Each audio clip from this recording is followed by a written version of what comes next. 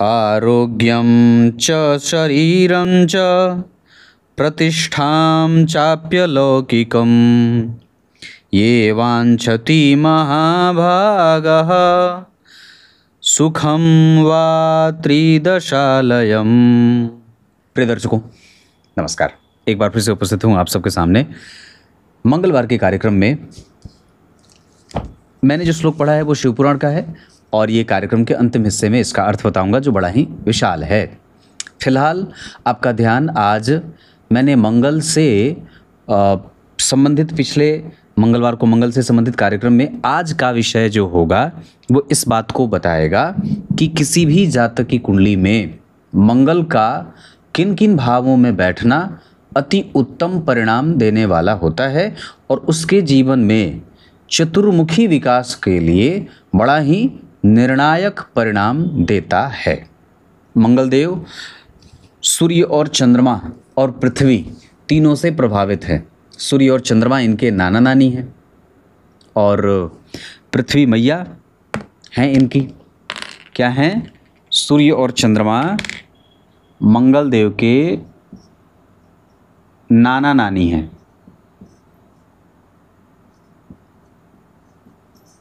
और धरती मैया इनकी माता हैं। मंगल को दशावतार में नृसिंह अवतार से जोड़ा गया है। नृसिंहावतार भगवान का, मंगल का नृसिंहावतार, ये बहुत बार मैंने बताया है, कोई नया नहीं बता रहा। दूसरा कि नृसिंहावतार से इसलिए जोड़ा गया क्योंकि इनके अंदर इतना प्राबल्य है पराक्रम का कि निर्जीव से भी स्वयं को प्रकट कर लिया ना जी। भगवान ने अपने भक्त प्रहलाद की, भगवान ने विभूति योग के वर्णन में 10वें अध्याय में कहा कि दैत्यों में मैं प्रहलाद हूँ, और प्रहलाद की सुरक्षा के लिए जिनको कि हर जगह भगवान दिखते थे उसके लिए अब उस भक्त की बात रखने के लिए खंभे में से स्वयं को प्रकट किया। अब सामान्य बात तो नहीं है कि खंभ से प्रकट किया, तो ये नृसिंहावतार से इनकी साम्यता देखी जाती है। भगवान के नृसिंहावतार हमारी कुंडली में मंगल के रूप में द्योतित होता है। ये जन्म कुंडली में तीसरे भाव से कारक इनको देखा जाता है। तीसरे भाव से इनका कारक क्षेत्र बनता है और छठवें भाव से भी इनको कारक क्षेत्र से छठवें भाव से भी इनको देखा जाता है, जोड़ करके देखा जाता है। मतलब यह है कि अगर इन भावों में कोई भी राशि बनी हो 1 से लेकर 12 तक, 1 से लेकर 12 तक कोई भी राशि बनी हो तीसरे और छठवें भाव में, और अगर इन भावों में ही मंगल बैठे हों या तो इनके अधिपति के साथ मंगल बैठे हों, तो व्यक्ति क्या होता है, अब इसका असर पहले बता देते हैं, तो दिव्य स्वरूप वाला होता है, सुंदर होगा।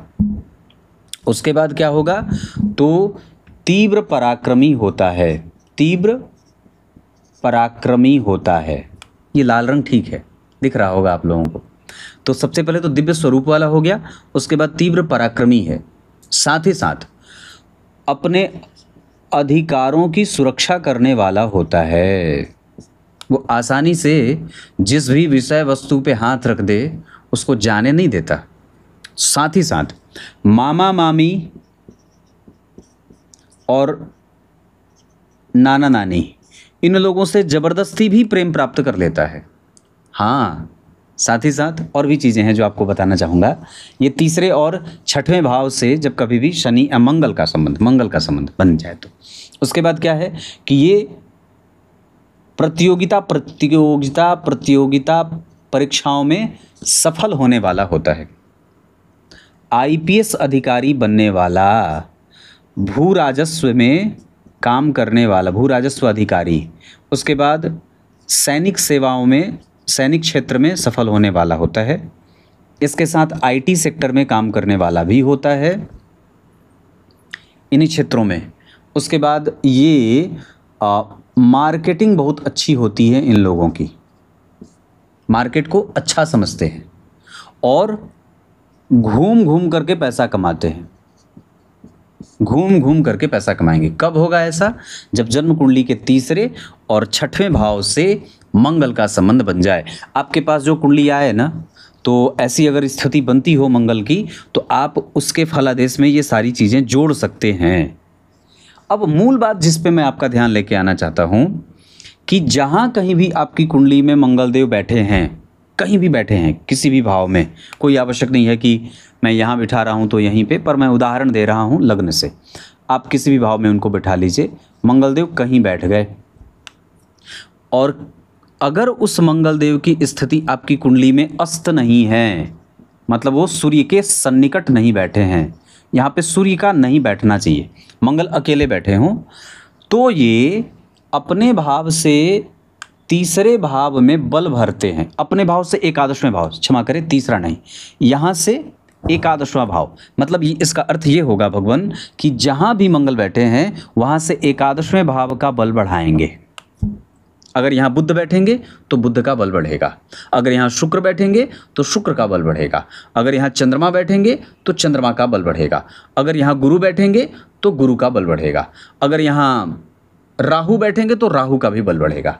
तो मंगल देव ने जिस भी जगह पे अपने आप को स्थापित किया है, उसके एकादशवें भाव में खंभे की भांति, वो भले ही खंभा क्यों ना बना हो, वो बिल्कुल ही निर्जीव क्यों ना पड़ा हो, अगर ये भाव खाली भी है तो भी उसके एकादशवें भाव के बल की वृद्धि कर देते हैं। कौन करते हैं?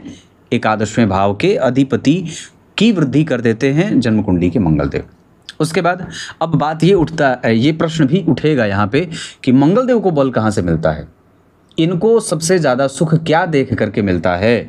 तो मंगल देव कहते हैं कि मैं जहाँ कहीं भी बैठा हूँ उससे चौथे घर में या तो गुरु बैठे हों, या तो शुभ ग्रह में शुक्र बैठे हों, बुध नहीं चंद्रमा बैठे हों। क्योंकि बुध अगर यहाँ बैठेंगे तो मंगल की चौथी दृष्टि पड़ेगी, तो कई बार ये पीड़ित हो जाएंगे या पीड़ित कर देंगे।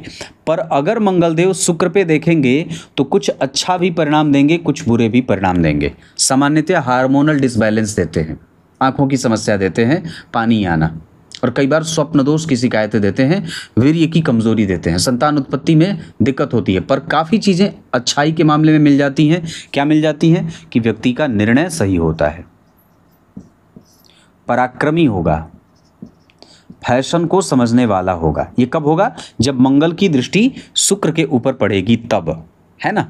अब मंगल यहाँ से चौथे घर में मंगल से शुक्र बैठ गए तो क्या होगा कि मंगल ने शुक्र के कुछ विशेष फलों को बढ़ा दिया। उसके बाद व्यापार में व्यक्ति वस्त्र और आभूषण का काम करने वाला होता है, ठीक है, वस्त्र और आभूषण का काम हो गया।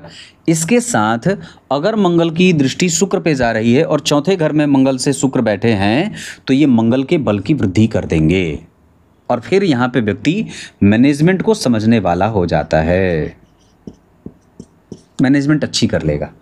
एक बात और है, वो फलों का व्यवसाय बड़ा अच्छा हो जाएगा, ठीक है, ड्राई फ्रूट का व्यवसाय वो बहुत अच्छा हो जाएगा, कृषक बहुत अच्छा होता है, कुल मिलाकर के आप ये भी कह सकते हैं। अच्छा किसान जिसके पास एक अच्छी खासी खेती हो, ये इतनी सारी चीज़ें मैंने बता दी। तो ये कब होता है? जब मंगल से चौथे घर में शुक्र देव बैठेंगे तब। और गुरु अगर बैठेंगे तो क्या होगा? व्यक्ति की क्षमता अच्छी होती है, कैपेसिटी मतलब डील करने की शक्ति, इसको आप कई सारी चीज़ें जोड़ सकते हैं, जैसे उसके बात करने की शैली जो है, उसका जो निर्णय लेने का जो बल है, रिस्पॉन्सिबिलिटी जो होती है, वो सब मंगल देव अगर गुरु से 10वें स्थान में बैठे हो या मंगल से गुरु चौथे भाव में बैठे हैं तो होता है। इसमें शिक्षकीय योग्यता बड़ी अच्छी होती है, व्यक्ति योग्य होता है और वैज्ञानिक विचारों वाला होता है, वैज्ञानिक विचारों वाला होता है। साथ ही साथ मैंने क्या बात कही? योग्यता रखने वाला और प्रोफेसर हो जाए, लेक्चर, इसे शिक्षकीय योग भी कई बार मैं कह देता हूँ। मंगल की दृष्टि जब गुरु पे चली जाती है तो, और वैज्ञानिक दृष्टिकोण वाला होता है। एक पक्ष और भी जो बढ़िया होता है, व्यक्ति रसायन को बहुत अच्छे तरीके से समझने वाला होगा, केमिकल, है ना, पेट्रोलियम हो जाए या जो कुछ भी होता है जहाँ पे केमिकल का इस्तेमाल होता है, दवाइयाँ, इस तरीके की चीज़ें मंगल और गुरु अगर एक दूसरे से, यानी कि मंगल की दृष्टि अगर गुरु पे है तो। इसके बाद मंगल को बल कहाँ से मिला? मंगल ने किसका बल बढ़ाया, ये तो आप समझ गए। और मंगल को बल कौन दे रहा है? तो शुक्र दे रहे हैं, गुरु दे रहे हैं और चंद्रमा दे रहे हैं। मंगल से चौथे घर में अगर चंद्रमा बैठे हैं तो इसका एक व्यापक और बड़ा ही मजबूत प्रभाव ये रहता है कि व्यक्ति कई जगह से धन कमाता है। एक जगह से नहीं, कई जगह से धन कमाता है। उसको बहुत छोटे, मतलब बहुत छोटी अवस्था में 20-21 साल का है और IAS बन गया या IFS निकाल लिया। इसके साथ 20 से 21, मतलब पहले अटेम्प्ट में ही ऐसे लोगों को प्रायः अच्छा पद मिल जाता है, जैसे टैक्स कलेक्शन में चला जाए, अच्छे पद पे चला जाए, ऐसा करा। मंगल से चंद्रमा अगर चौथे घर में बैठे हैं तो, या मंगल की दृष्टि चंद्रमा पे है तो ये मंगल का बल बढ़ जाता है। इसके बाद मंगल से अगर चंद्रमा चौथे घर में है तो ये मंगल का कैसे बल बढ़ाएंगे कि व्यक्ति के निर्णय लेने की क्षमता बहुत मजबूत होती है। ठीक है, वो निर्णय सही लेगा। साथ ही साथ उसके संबंध ना मित्रों से लंबे चलते हैं, उसके मित्र अच्छे होते हैं, ये भी कह सकते हैं, या वो मित्रों को वक्त देने वाला होता है। इसको आप और इलेबोरेट करेंगे तो व्यक्ति स्वार्थी नहीं होता, दानी प्रवृत्ति का होता है, परोपकारी होगा। उसके बाद दिखा दिखा करके धर्म नहीं करेगा, है ना, गुप्त दान करने वाला होता है। इतनी सारी चीज़ें मिल जाती हैं। ये कब? जब मंगल से चंद्रमा ऐसे बैठे होते हैं तो। अब इसके निगेटिव परिणाम के बारे में थोड़ी सी चर्चा कर देता हूँ। मंगल किसी भी स्थिति में, चाहे उच्च के ही क्यों ना हो, ये मेरे नियमित दर्शक जानते होंगे, अष्टम भाव में मंगल बुरे परिणाम करते हैं, ये ठीक नहीं होते।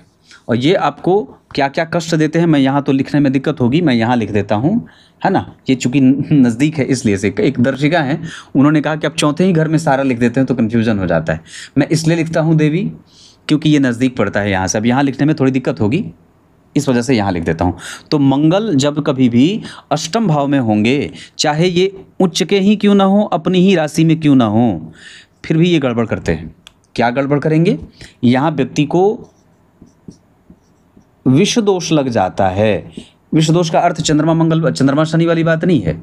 विष दोष का अर्थ होगा कि आपके ऊपर रिएक्शन हो जाता है गलत चीज़ों का, मतलब आप कुछ उल्टा पुल्टा खा लेंगे जिसके कारण रिएक्शन होगा और ब्लड इन्फेक्शन होगा जिसके कारण मृत्यु हो सकती है।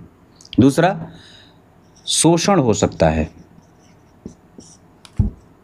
कम पैसों पे आपको खटाया जाए, या ये भी कह सकते हैं कि आप शारीरिक शोषित हो, मानसिक रूप से आपका शोषण होता हो, व्यवहारिक धरातल पर आपका शोषण, आप समझ गए होंगे। उसके साथ व्यक्ति को गोला बारूद का खतरा रहता है ना, लड़ाई झगड़े में मृत्यु का खतरा रहता है, इससे बचना चाहिए। उसके साथ सुरंग में फंस जाने का, विष वाले जानवरों के काट देने का, जिसके जन्म कुंडली के अष्टम भाव में मंगल होते हैं वो ऐसा विष वाले जानवर उसको काट देते हैं या कट जाता है, विष वाले जानवर उसको काटते हैं, या कई बार उससे काटने से उसकी मृत्यु हो जाती है ना।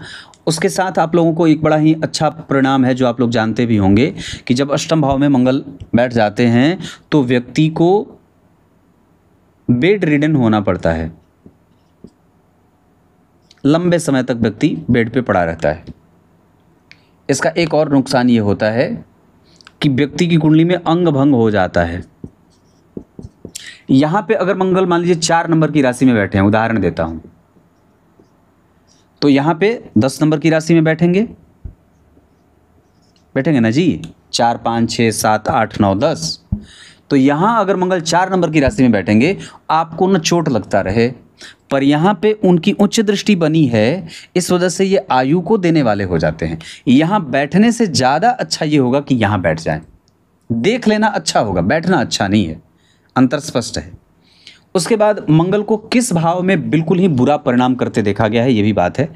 1 और 8 नंबर अगर लिखा है यहाँ पे, ठीक है, और मंगल यहीं बैठ गए तो व्यक्ति प्रायः मन से ना अनुकूल प्रतिकूल होता रहेगा।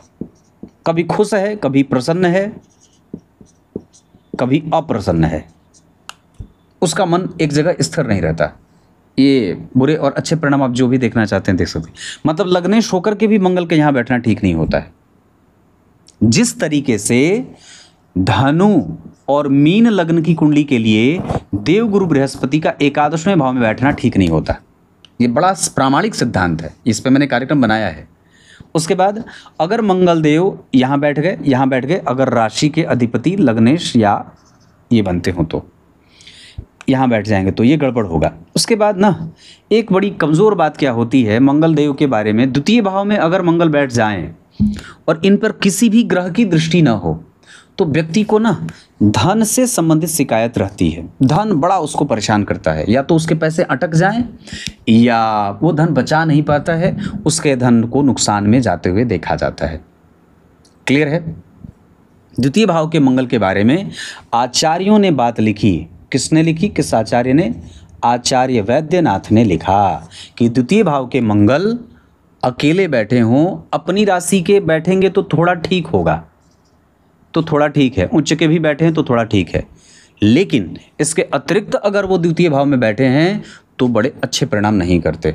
हालांकि यहाँ पे द्वितीय भाव के मंगल व्यक्ति को धन जुटाने में बड़ी मशक्कत करवा देते हैं, अपनी राशि में है तब तो ठीक है, परंतु ये बात आपको देखने को मिल जाएगी।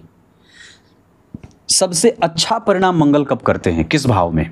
तो मैंने बताया तीसरे भाव में, छठे भाव में और दशम स्थान में। दशम स्थान में, हाँ, इसमें भी बात जो है समझने वाली होगी कि दशम स्थान में बैठे हैं तो अकेले नहीं बैठे हों। यहाँ पे कोई एक ग्रह होना ही चाहिए। कोई एक ग्रह नहीं होगा, अकेले होंगे तो आपको करियर से कंफ्यूज करेंगे।